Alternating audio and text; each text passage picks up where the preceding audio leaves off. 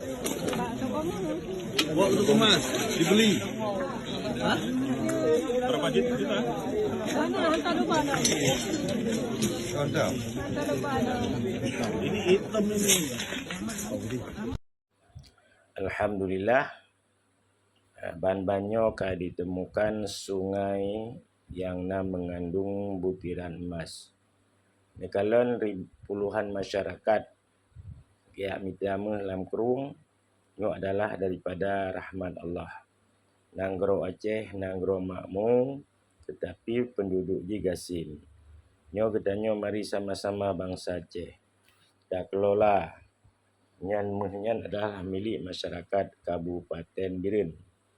Di antara lain Natakalon Komandan Koramil TNI dan juga dari pihak kepolisian langsung terjun lokasi.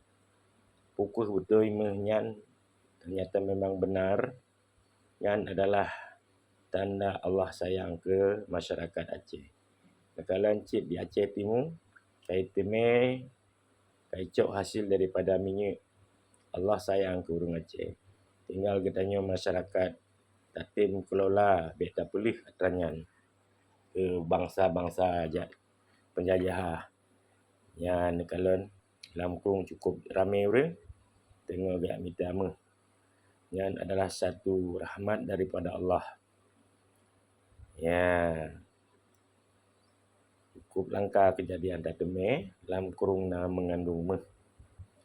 Na barakan di Martapura nyan kan meh berlian di Aceh meh. Nyo hasil gumo yang melimpah. Minyak, gah, meh, dan hasil-hasil tambang yang lain yang lihat menang di Nanggro katanya. Mari kita pilih pemimpin